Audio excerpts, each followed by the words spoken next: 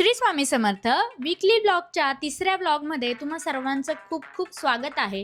आजच्या या ब्लॉगमध्ये मी तुम्हाला सांगणार आहे की आमच्यासारखा व्यवसाय जर तुम्हाला करायचा असेल तर इन्व्हेस्टमेंट किती रुपयांपासून तुम्ही करू शकता किंवा किती इन्व्हेस्टमेंट करायची हेच या व्हिडिओमध्ये मी तुम्हाला सांगणार आहे. त्यामुळे व्हिडिओ शेवटपर्यंत नक्की पहा.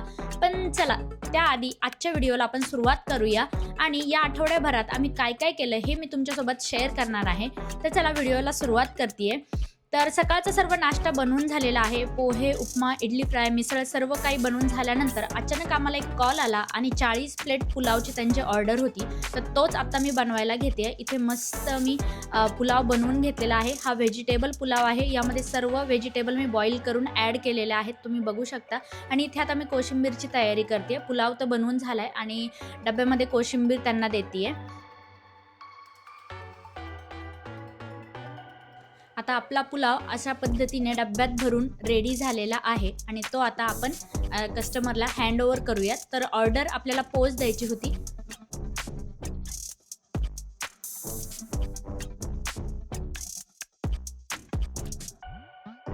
तर आता इथे मिस्टर आपली ऑर्डर घेऊन चाललेले आहेत. ऑर्डर झाल्यानंतर आम्ही ही जी ऑर्डर आहे ती आम्ही प्लेट वाईज देतो. म्हणजे 40 प्लेटच्या हिशोबानेच ही मी पॅक केलेली आहे ऑर्डर. क्वांटिटी कमी नाही, जास्त नाही.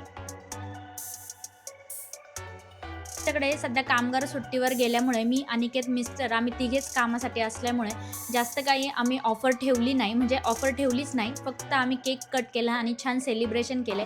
तर इथे आम्ही खूप या 1 वर्षामध्ये खूप काही या व्यवसायामधून शिकलो. खूप आम्हाला छान छान आयडियाज पण मिळाल्या आणि इथून पुढे आमचा व्यवसाय कसा वाढवायचा हे आमच्या आता फिक्स डोक्यात बसलेलं आहे. तर इथे छानसं आम्ही सेलिब्रेशन केलं. एकमेकांना केक भरवला आणि सर्वच सेलिब्रेशनसाठी सर्वच जवळचे मंडळी आले होते. सर्वांनाच आम्ही इन्व्हाइट केलं होतं.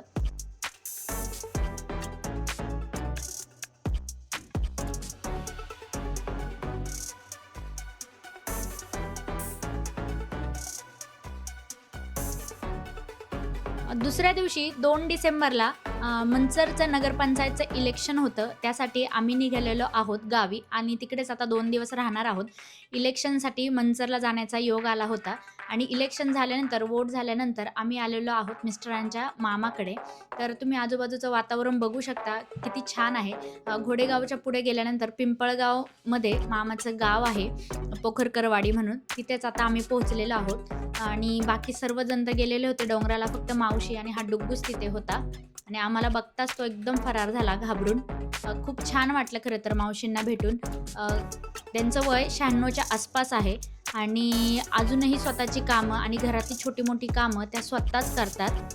इतक्या त्या ॲक्टिव्ह आहेत. आणि आता आपण 35 ते 40च्या घरात गेलो तरी आपली लगेच कंबर हातपाय दुखायला लागतात. पण खूप ॲक्टिव्ह आहेत ते अजून पण आता वय झाल्यामुळे त्यांना खूप गाढ झोप लागलेली आहे आणि आम्ही उठवलं त्यांना आणि आम्हाला पाहून एकदम खुश झाल्या त्या. पण तो व्हिडिओ माझ्याकडून रेकॉर्ड झाला नाही. आणि जाता जाता एक छोटंसं काम होतं. शौर्याच्या शाळेतसुद्धा जायचं होतं. तर ही शौर्याची शाळा आहे आणि शाळेतून त्याला आम्ही घरी घेऊन येत होतो.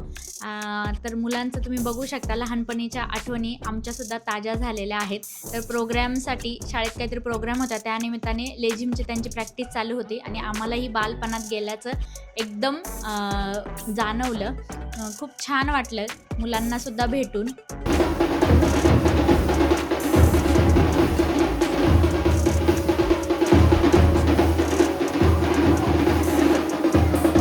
इथे आता तुम्ही किती रुपयांपासून इन्व्हेस्टमेंट करू शकता हे मी तुम्हाला सांगणार आहे. तर तुमची जी इन्व्हेस्टमेंट आहे, जर जागा तुमची स्वतःची असेल तर ते 10,000 ते 15,000 रुपये इन्व्हेस्ट करून तुम्ही छोटासा तुमचा व्यवसाय सुरू करू शकता. आणि जागा जर तुमची नसेल तर तुम्हाला त्या जागेचं डिपॉझिट त्यामध्ये फक्त ॲड करावं लागेल, म्हणजे तेवढी इन्व्हेस्टमेंट तुम्हाला करावी लागेल. आता इन्व्हेस्टमेंट मी छोटी सांगते का, तर सुरुवात ही नेहमी छोट्यापासूनच करा, त्यानेच तुम्हाला अंदाज येईल. आता आम्हीही जेव्हा सुरुवात केली होती तर खूप छोट्यापासून सुरुवात केली होती. अगदी एक टेबल, त्यावर एक शेगडी, नंतर घरातलीच थोडीशी भांडे वापरून मी पोहे बनवायला सुरुवात केली होती. त्यानंतर आप्प्यांचं भांडं त्यात मी ॲड केलं होतं. फक्त त्याचेच मी पैसे पेड केले होते. बाकी सर्व जे आहे ते घरातलंच मटेरियल वापरून मी आज इथपर्यंत एवढं आम्ही 2 शॉप केलेले आहेत. त्यामुळे इन्व्हेस्टमेंट एकदम छोटीशी करा तुम्ही. एक टेबल 1200 ते 1500 रुपयांचा टेबल येऊन जाईल. त्यानंतर एक गॅसची शेगडी 1000 ते 1500 पर्यंत गॅसची शेगडी येईल आणि बाकीचं जे काही बेसिक मटेरियल असेल ते तुम्ही घेऊ शकता. आणि मागच्या व्हिडिओमध्ये मी तुम्हाला सांगितले की 5 कोणते पदार्थ तुम्ही तुमच्या शॉपवर किंवा तुमच्या स्टॉलवर विकू शकता, जे की एकदम रिझनेबलसुद्धा आहेत. म्हणजे तुम्हाला कस्टमरलासुद्धा परवडतात आणि आपल्याला त्यामध्ये प्रॉफिटसुद्धा जास्त राहतं. असे कोणते 5 पदार्थ तुम्ही विकू शकता हे मी सांगितलेलं आहे. तो व्हिडिओ तुम्ही बघितला नसेल तर नक्की एकदा चेक करा. आणि आजची ही इन्व्हेस्टमेंट टिप होती. तर इन्व्हेस्टमेंट तुम्हाला सुरुवातीला एकदम थोडीशीच करायची आहे. 10,000 ते 15,000 रुपयापासून स्टार्ट करा. नंतर 1-2 महिने गेल्यानंतर तुम्हाला जशी आयडिया येईल की आपण यामध्ये किती इन्व्हेस्टमेंट केली पाहिजे किंवा काय काय वाढवलं पाहिजे, काय मेनू वाढवले पाहिजे, त्यानुसार तुम्ही इन्व्हेस्टमेंट त्यामध्ये आणखी ॲड करू शकता. ठीक आहे. तर आजचा व्हिडिओ कसा वाटला हे मला कमेंटमध्ये नक्की सांगा. व्हिडिओ आवडला असेल तर लाईक, शेअर, फॉलो नक्की करा. आमच्या चॅनलला सबस्क्राईब करायला अजिबात विसरू नका. पुढच्या व्हिडिओमध्ये प्रत्येक व्हिडिओमध्ये मी तुम्हाला बिझनेससाठी छान छान टिप्स देणार आहे. त्यामुळे लगेच चॅनलला सबस्क्राईब करून ठेवा. चला भेटू नेक्स्ट व्हिडिओमध्ये.